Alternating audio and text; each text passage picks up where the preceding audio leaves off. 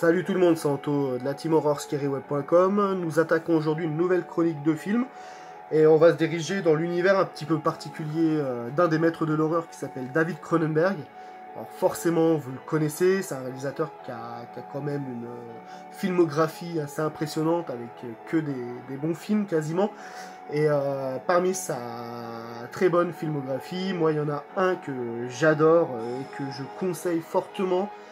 Si vous l'avez jamais vu, il faut absolument que vous le regardez au moins une fois dans votre vie. Il s'agit du film que vous pouvez voir à l'écran de mon PC, c'est Rage, plus connu sous son titre original Rabid. Il a été réalisé en 77, Rage. C'est son deuxième gros succès à Cronenberg. Le premier, c'était Frisson, qu'il avait réalisé 2 ans auparavant. Et donc Rage, moi personnellement, c'est mon film préféré de Cronenberg.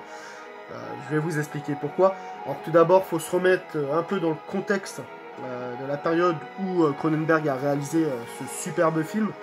C'était la fin des années 70 et il y avait une émergence assez phénoménale pour la chirurgie esthétique, qui est toujours dans le move dorénavant.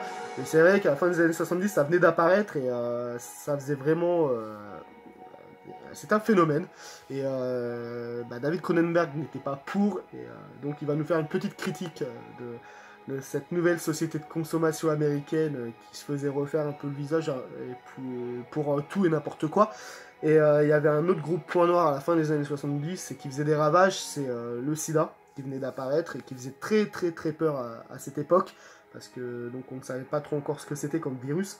Et donc le sida va être le point de ligne de mire de ce film, Rage. Enfin, il va le détourner un petit peu et il va nous expliquer lui son point de vue sur tout ça. Et ça donne un film juste exceptionnel qui s'appelle Rage. Donc pour le synopsis, on va suivre une jeune femme incarnée par l'actrice Marilyn Chambers. Alors Marilyn Chambers, c'est une actrice un petit peu particulière dans le domaine horrifique. Elle a eu son statut de film d'actrice culte grâce à ce film qui est également devenu culte. Et la pauvre, elle a pris en même temps un virage à 90 degrés puisqu'elle s'est, à côté de sa carrière d'actrice de film classique, elle a fait une carrière de film pornographique et malheureusement ça lui a un petit peu brisé sa carrière. Elle l'aura regretté toute sa vie, elle l'a indiqué dans plusieurs interviews, ça lui a complètement brisé le cœur et elle conseille à personne de faire ce qu'elle a fait.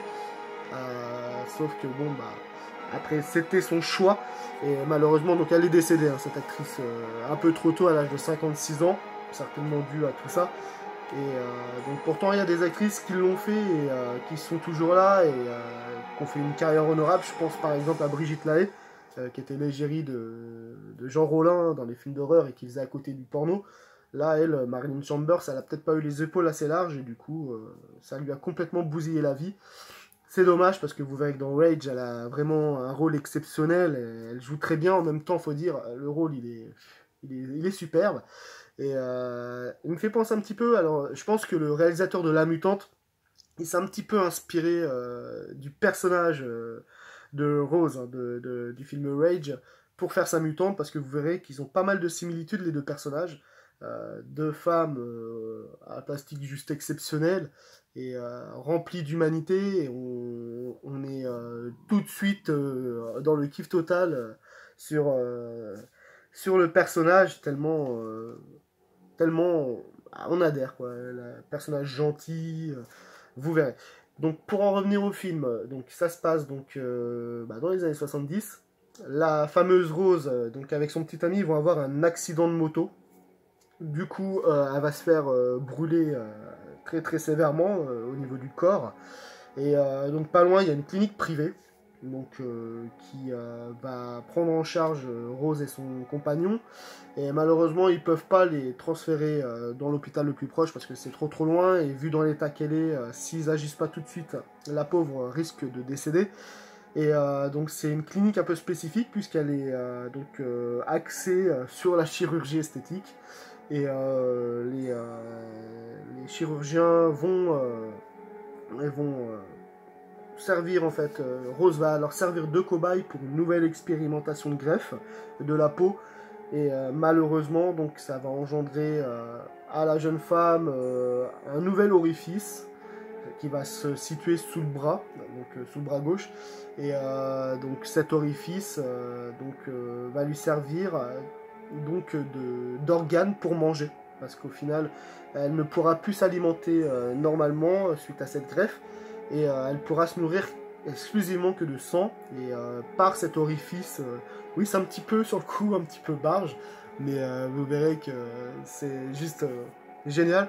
Et c'est avec cet orifice qu'elle va devoir se nourrir, parce que tout aliment qu'elle va ingurgiter, que ce soit des hamburgers, de la viande, elle ne pourra pas, elle va les rejeter, son corps ne va pas en vouloir, il va les rejeter automatiquement. C'est le début du processus de la maladie. Et elle devra se nourrir uniquement de sang. D'où le point commun avec la maladie du sida, qui s'attrape par le sang, puisqu'en fait, elle, quand elle va se nourrir de sang, elle va pas tuer, en fait, elle ne tuera jamais. Et elle va en fait se servir des gens pour amasser leur sang jusqu'à ce qu'ils tombent dans les vapes. Et en se servant de son orifice, elle va les contaminer, et à leur tour, ils vont avoir une maladie qui sera une sorte de rage. Donc ils vont l'appeler, c'est une rage, mais très très très très forte, et qui va décimer au fur et à mesure, parce que les gens vont se contaminer au fur et à mesure, et ça va rendre le monde, enfin du moins l'état où se situe la scène, en quarantaine, et l'armée va se mettre en charge de essayer d'éradiquer la maladie. Donc, voilà. Donc vous verrez qu'il quand même, il s'est vraiment très inspiré de la maladie du sida, donc là en allant vraiment à l'extrême, mais voilà, ça faisait peur à l'époque, et du coup le film est arrivé, il a foutu encore plus les boules à la population, puisque donc les gens s'imaginaient que ça pourrait dériver, que ça pourrait aller jusqu'à là. Voilà.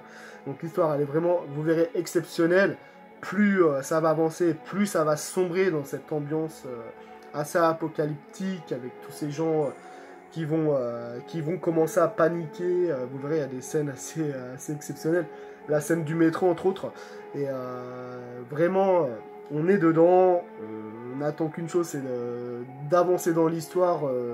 Mais il y a une ambiance qui est juste géniale. L'actrice, elle porte vraiment le film sur ses épaules. Et on se demande bien comment tout ça va se terminer. C'est juste génial. En plus, elle a énormément de compassion. Vous verrez qu'elle n'est pas méchante. Hein. Elle, tout ce qu'elle souhaite, c'est se nourrir. Elle ne tue pas, mais elle ne sait pas qu'elle contamine les gens, et j'ai vraiment adoré la façon dont ça a été réalisé. Elle, la pauvre, tout ce qu'elle demande, c'est à vivre, et en plus, c'est même pas de sa faute, parce qu'elle n'a rien demandé à personne, et malheureusement, sans le savoir, elle va contaminer tout le monde. Et vous verrez que l'ambiance, elle est vraiment géniale. Ça me rappelle un peu, parce que vous verrez, après les contaminés, ils sont violents, et ils vont s'en prendre un peu à tout le monde, et c'est un mix, ça me fait penser un petit peu dans l'ambiance la nuit des morts vivants, mais plus vous verrez, je sais pas si vous les avez vus, mais la fin des nuits des morts vivants, que ce soit celui de Romero ou de Tom Savini, à la fin c'est assez particulier, les images de fin sont assez gore quand même, enfin assez gore dans l'esprit. Ils butent les zombies, puis hop, allez, on les fout dans le feu.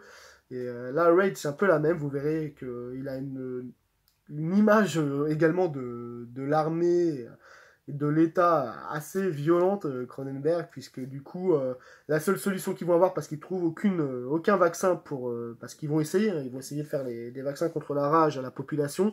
Manque de bol, ça fonctionne pas, donc la seule solution, extermination. C'est vrai, quand on y pense, ça fait peur. Si l'État en viendrait un jour à ça.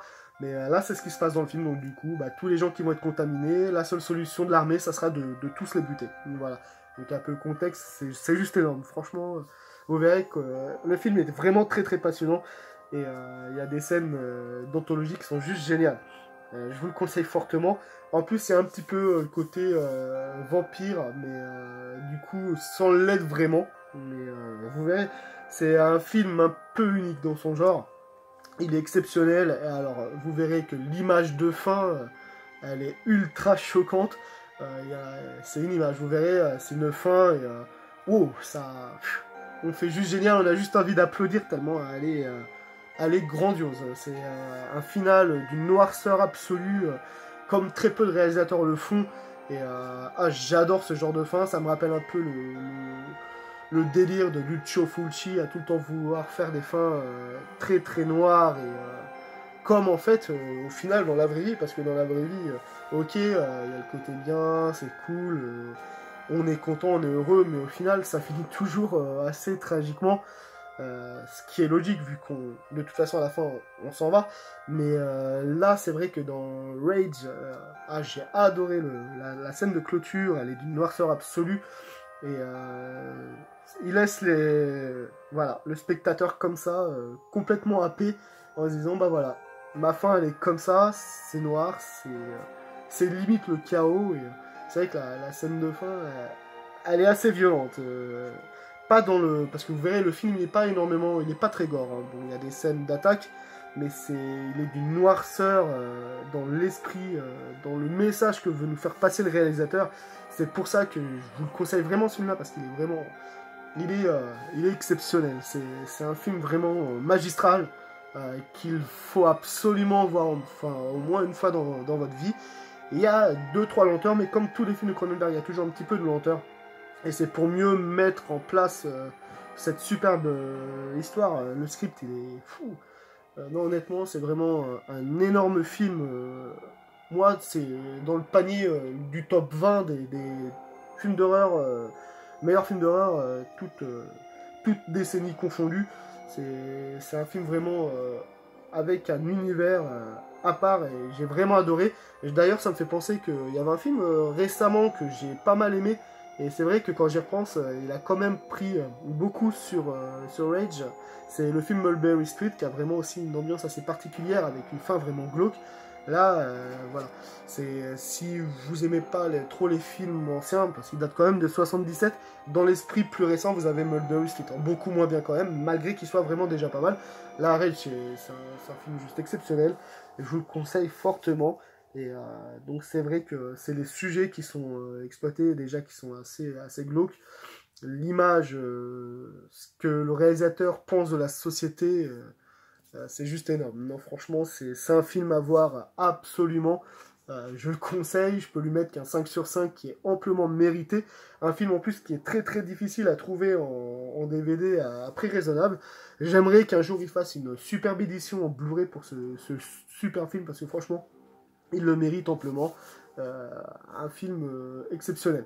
Honnêtement, il n'y a pas d'autre mot. Je vous le conseille fortement, très très très fortement même. Ah oui, je suis enthousiaste, mais quand il y a des films comme ça, il faut les promouvoir. Et honnêtement, regardez-le. Vous verrez que par rapport aux films qui sont maintenant, mais ça n'a rien à voir. Rien que dans les messages, rien que dans l'écriture. Voilà, on sent la passion, on sent un réalisateur déterminé. Voilà. Voilà, donc pour celui-ci, je vais m'arrêter là parce que je pourrais en parler pareil. Quand c'est des films qui sont juste exceptionnels, je peux en parler pendant toute une journée. Voilà, donc allez-y, courez, foncez, regardez-le. C'est une tuerie. Voilà. Une bonne journée et à bientôt.